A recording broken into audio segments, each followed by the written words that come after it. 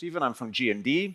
I've been focusing on strategy for the last 5 years, but been in payments for a number of years. And my colleague is Nakjo from Netcetera. Quick intro. Hi, Nakjo Shishkov, 16 years in Netcetera, part of the secure digital payments division, specifically focused on innovation and incubation. And today we'd like to spend the next 15 minutes talking about how to simplify payment authentication. We want to make it as easy as unlocking your phone. Now, we picked up a statement from the president of MasterCard Europe, and it summarizes it beautifully in 2 sentences. Firstly, biometric technology perfectly matches customers' expectation of a secure payment solution for tomorrow. And the second part, he says, is that it significantly benefits the customer, retailers, and bank. So all win-win scenario. Now with that, let's just talk a little bit about what we all experience today when it comes to authenticating transactions, or when you go into your banking app and you sign up. So we all know the famous one-time password. When you're busy trying to shop and you have the famous dive for your mobile phone because you realize that there's a one-time PIN on its way, which you then have to receive, hopefully on time, and put that into the browser, and hopefully your transaction is successful.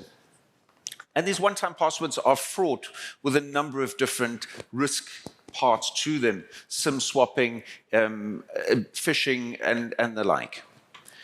So when we look at out-of-band authentication, so this is an evolution of authentication sitting within the app. Typically, you first have to get into your mobile app before you can actually receive the request to authenticate.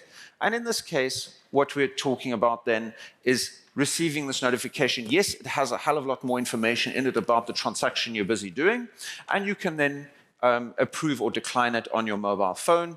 Once again, you're diving for your mobile phone to make that transaction happen. So when we talk a little about this, there's a cost of friction involved here. And we grabbed 3 statements from the Google Play Store because we had a look at what are end customers actually saying about the experience they're having. And when you start picking up statements like, looking forward to see neobanks wiping out banking dinosaurs, or for this matter, the relationship is abusive. I've waited the whole day for my OTP just to do a payment. Or for that matter, what a joke. So, and this is not just necessarily transactions. This is the whole digital experience around authenticating themselves to try and either sign up for a banking product, or for that matter, trying to do a transaction where time is always of the essence. So it doesn't need to be this painful. And what I'd like to do is hand over to Nakjo, who can take you through some thinking around how combining certain things would bring a new experience to our customers that is biometric and creates a new way of doing things. Nakjo. Thank you. Okay, so we want to fight fraud, but it's better if we can prevent fraud. And that's why we have these friction methods that prevent the fraud. But on the other side, how hard we try to prevent the fraud, also the regular users, the ones that want to go to the disco bar and have some fun, they also have troubles because the SMS is not received, out-of-band authentication does not work, whatever. We think and believe that payment authentication can be much easier and convenient, but that does not mean that we have to step down on the security or trade the security just to have this simple authentication solution, and we still want to fight fraud, right? So in the next minutes, I will have an exercise, what happens or what could happen if we combine 2 things. On one side, we take the latest technologies, such as FIDO, and the addition of the W3C secure payment confirmation, which is actually still in a draft phase. And on the other side, we take a well-established standard, such as EMVCo 3D Secure, which is de facto standard for authenticating transactions. Let's see how a card holder And the whole ecosystem can benefit out of the mixture of these technologies. With the mixture of these technologies, we can have a passwordless payment authentication that is based on public key cryptography that also additionally is secured with biometrics.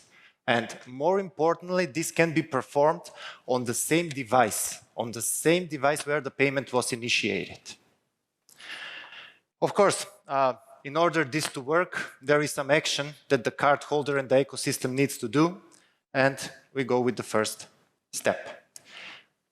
Cardholder has a relationship with the issuer and usually uses the issuer web portal to enroll the card through the device that has operating system and that has a browser.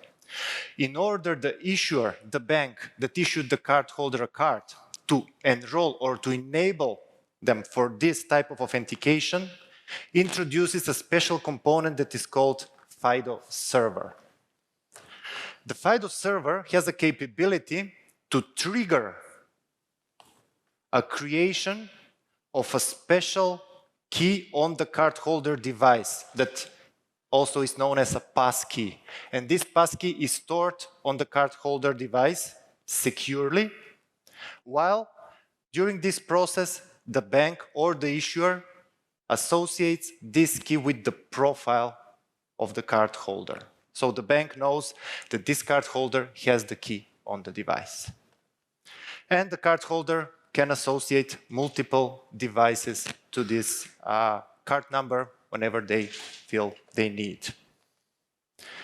One example of how the issuer can present this to the cardholder or how to enable the cardholder to do this is through the e-banking portal, as I said, where it's secured environment. The cardholder could simply select the card and be offered with a simple click of a button in order to create this passkey, this secure credential. And this event, the creation of the credential, is passed to the operating system. So the operating system is the one that takes over the request. And in this case, the operating system, if it's capable of biometrics and the user previously enrolled for biometrics, will prompt for a fingerprint scan. This comes from the operating system.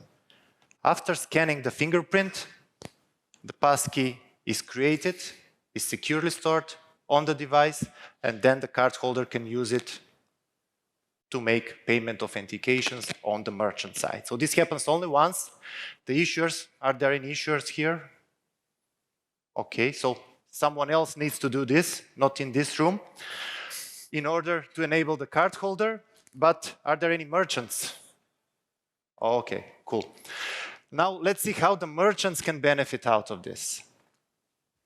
Again, a bit of under the hood description.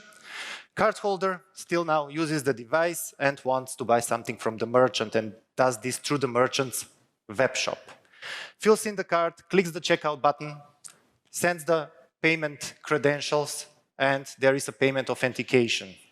So the payment authentication these days is a 3DS de facto standard that passes this information to the issuer. The issuer checks that these payment credentials have a profile that is associated with a FIDO credential or with a passkey on the device. And here again, the FIDO server has some role. So with the FIDO server, can generate a so-called challenge asking for the exact key that is associated with the cardholder's profile. This challenge, is sent through the 3DS rails to the merchant and through the web shop presented to the cardholder with the support of the browser.